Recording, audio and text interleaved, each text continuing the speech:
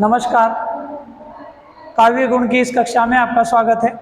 हमने पिछली कक्षाओं में छंद पढ़े और आज हम पढ़ने जा रहे हैं काव्य गुण। काव्य गुण ऐसा टॉपिक है जो हिंदी साहित्य में अपनी एक भूमिका रखता है और सबसे महत्वपूर्ण टॉपिक है, क्योंकि जहाँ भी हम पद्य की व्याख्याएं पढ़ते हैं, पद्य की रचनाएं पढ़ते हैं, वहाँ काव्य गुण का बहुत अधिक महत्व होता है। तो आज हम शुरू करते हैं काव्य गुण।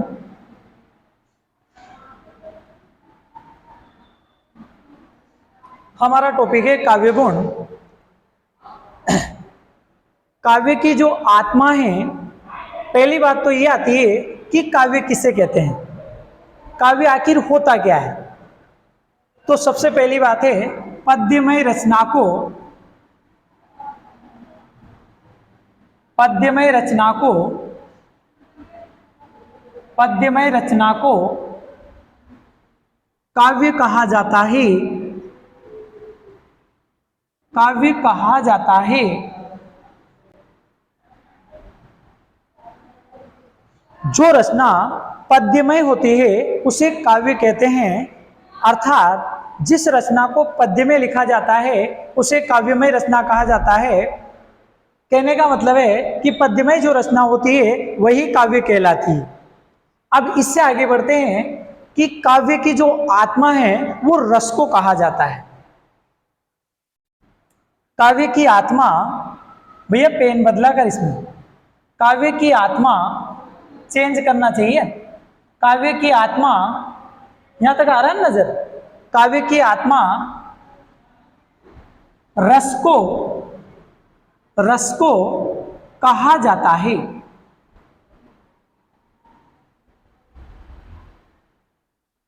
तो अब दूसरी बात यहां आती है कि काव्य की आत्मा किसे कहते हैं। तो काव्य के, पेन चेंज कर, काव्य की आत्मा रस को कहा जाता है। किसे कहते हैं? रस को। पद्यमय रचना को काव्य कहा जाता है, पद्यमय रचना को काव्य कहा जाता है, और काव्य की आत्मा रस को कहा जाता है। काव्य की आत्मा किसे कहा जाता है? रस को कहा जाता है। आप इसका स्क्रीनशॉट ले लें, फिर आगे बढ़ते हैं।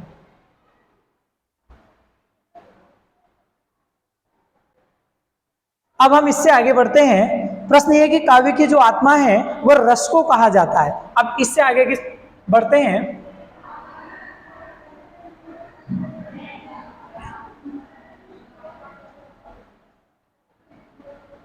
हाँ, ये वाला बस, काव्य की आत्मा रस को कहा जाता है। अब हम परिभाषा की ओर बढ़ते हैं। रसोद्रेक में, रसोद्रेक में, रसोद्रेक में सहायक धर्म को, रसोद्रेक में सहायक धर्म को, सहायक धर्म को काव्य गुण, सहायक धर्म को काव्य गुण कहा जाता है। रसोद्रेक में सहायक धर्म को काव्य गुण कहा जाता है। इसका मतलब यह है कि रस को बढ़ाने में, रसोद्रेक, इसके दो टुकड़े हैं, इसके दो टुकड़े हैं, इसके दो टुकड़े हैं, रसधन उद्रेक। रसोद्रेक के दो टुकड़े करेंगे तो एक टुकड़ा होगा रस, एक टुकड़ा होगा रस, और दूसरा टुकड़ा होगा उद्रेक। इसका मतलब है रस को बढ़ाने में जो सहायक होता है उसे काव्य गुण कहा जाता है। रस को उद्रेक यानी बढ़ाने में, रस को बढ़ाने में जो सहायक होता है उसे काव्य गुण कहा जाता है। आप इसका स्क्रीनशॉट ले लें, फिर हम आगे बढ़ते हैं।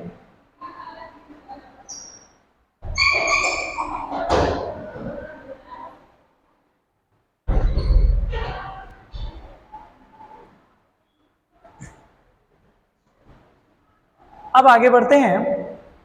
देखिए, जिस प्रकार विभिन्न प्रकार के मसाले भोजन को स्वादिष्ट बना देते हैं, उसी प्रकार रस निष्पत्ति में सहायक धर्म को काव्य गुण कहा जाता है। जिस प्रकार विभिन्न प्रकार के मसाले भोजन को स्वादिष्ट बना देते हैं, उसी प्रकार रस निष्पत्ति में जो सहायक धर्म होता है उसे काव्य गुण कहा जाता है।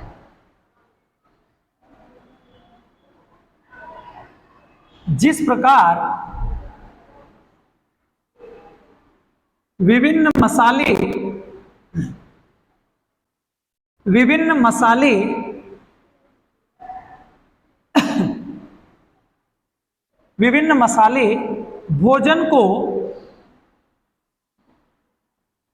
भोजन को स्वादिष्ट बना देते हैं,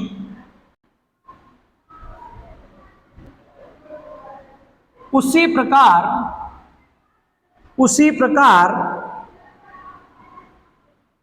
रस निष्पत्ति में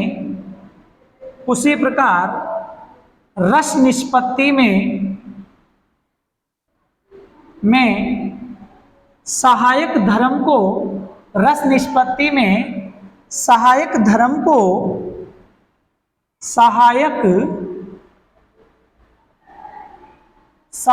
धर्म को काव्य गुण कहा जाता है।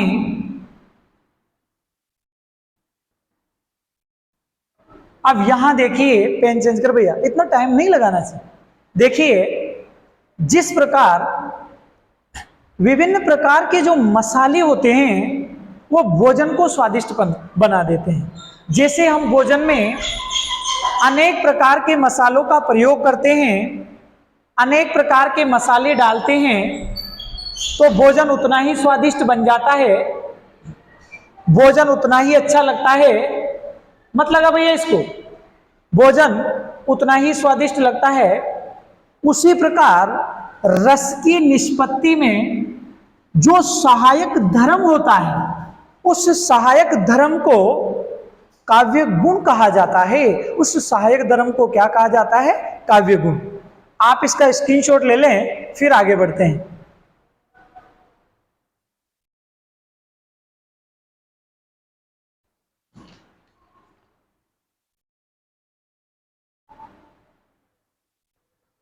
देखिए, हमने पढ़ा जिस प्रकार विभिन्न प्रकार के मसाले भोजन को स्वादिष्ट बना देते हैं, उसी प्रकार रस निष्पत्ति में जो सहायक धर्म होता है उसे काव्य गुण कहा जाता है। अब हम इससे आगे बढ़ते हैं।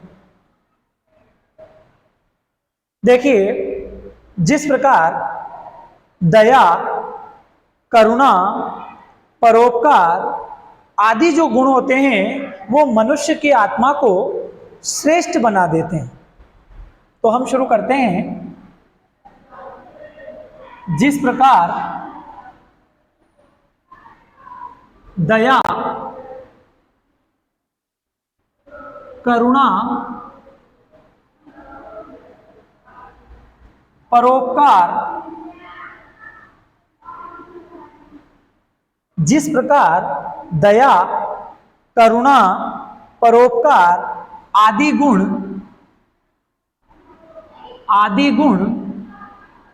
मनुष्य की आत्मा को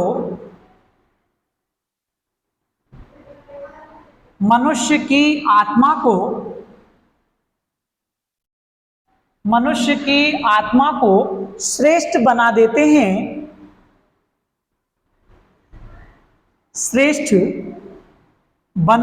हैं, उसी प्रकार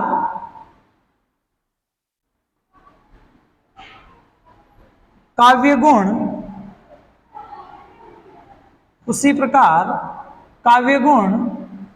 काव्य को श्रेष्ठ बना देते हैं।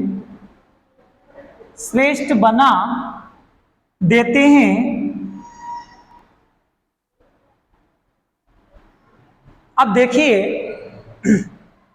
जिस प्रकार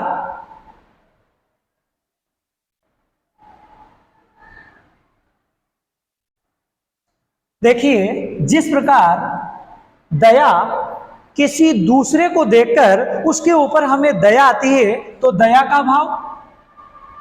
किसी रोते हुए व्यक्ति को देखकर या उसकी भावनाओं को देखकर या उसकी स्थिति को देखकर उसके ऊपर जब हमें करुणा प्रकट करते हैं, जैसे देखी सुदामा की दीन दशा करुणा करके करुणा निधि रोए, पानी पर हाथ को हाथ छुयो नहीं नैनन के जलते पग धोए। तो दया का भाव, करुणा का भाव और परोपकार का भाव, दूसरे के ऊपर उपकार करना आदि जो गुण हैं मनुष्य की आत्मा को श्रेष्ठ बना देते हैं।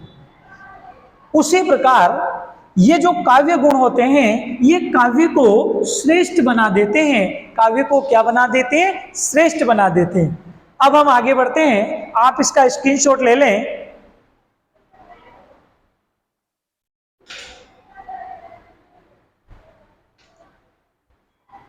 इससे आगे बढ़ते हैं।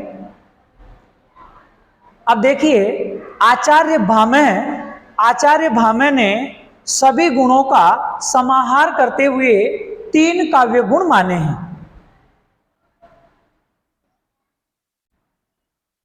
आचार्य भामह ने सभी गुणों का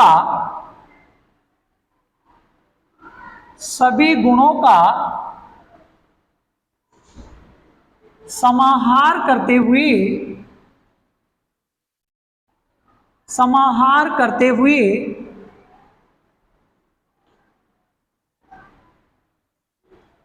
3 काव्य गुण माने हैं। कितने काव्य गुण माने हैं? 3 काव्य गुण माने हैं। आचार्य भामह ने सभी गुणों का समाहार करते हुए 3 काव्य गुण माने हैं। कितने काव्य गुण माने हैं? 3। पहला काव्य गुण है माधुर्य गुण।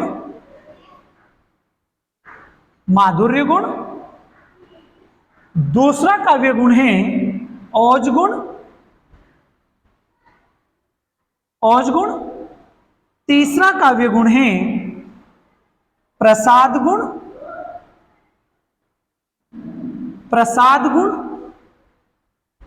तो आचार्य भामह ने सभी गुणों का समाहार करते हुए 3 काव्य गुण माने हैं। माधुर्य गुण, ओज गुण, प्रसाद गुण। इसका स्क्रीनशॉट ले लीजिए। इससे आगे बढ़ते हैं।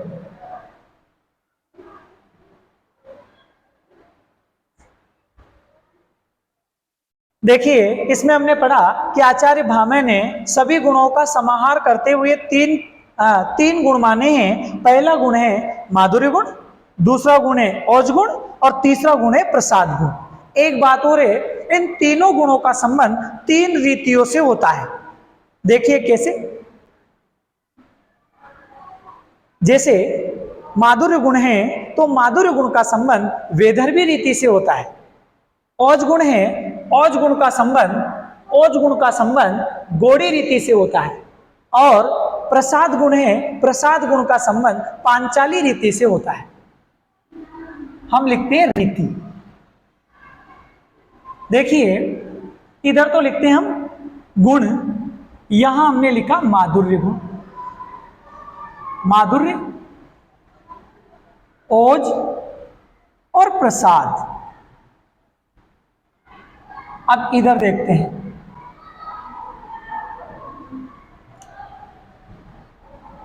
इधर तो गुण ले लिए और इधर रीति।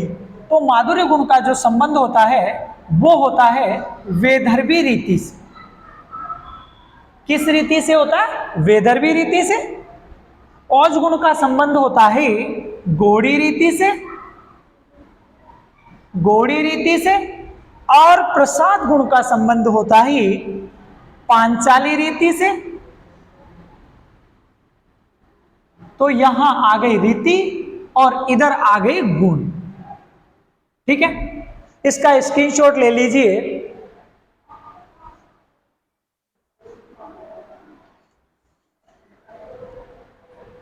यहाँ हमने किस गुण का संबंध किस रीति से होता है ये पढ़ा, और इससे पिछली कक्षा में शुरुआत में हमने यहां से शुरू किया कि काव्य गुण पढ़े। पद्यमय रचना को काव्य कहा जाता है, काव्य की आत्मा रस को कहा जाता है। फिर इससे बाद हमने पढ़ा रस को बढ़ाने में सहायक धर्म को काव्य गुण कहा जाता है। इसके दो टुकड़े हैं, रस धन उद्रेक। इसका मतलब होता है रस को उद्रेक ने बढ़ाने में जो सहायक होता है उसे काव्य गुण कहा जाता है। फिर इससे आगे हमने पढ़ा जिस प्रकार विभिन्न मसाले भोजन को स्वादिष्ट बना देते हैं, उसी प्रकार रस निष्पत्ति में सहायक धर्म को काव्य गुण कहा जाता है। फिर इससे आगे हमने पढ़ा जिस प्रकार दया, करुणा, परोपकार आदि जो गुण होते हैं वो मनुष्य की आत्मा को श्रेष्ठ बना देते हैं, उसी प्रकार काव्य गुण काव्य को श्रेष्ठ बना देते हैं। इसके बाद हमने अगली स्लाइड है उसमें पढ़ा आचार्य भामरे ने सभी गुणों का समाहार करते हुए 3 गुण माने, माधुर्य गुण, ओज गुण, प्रसाद गुण। थोड़ा सा नीचे लेना। इसके बाद हमने अंतिम स्लाइड में पढ़ा कि रीति से इनका संबंध कैसे होता है। तो माधुर्य गुण में वैदर्भी रीति का संयोग होता है, ओज गुण से गौड़ी रीति का, और प्रसाद गुण से पांचाली रीति का। तो धन्यवाद, हम मिलते हैं अगली कक्षा में।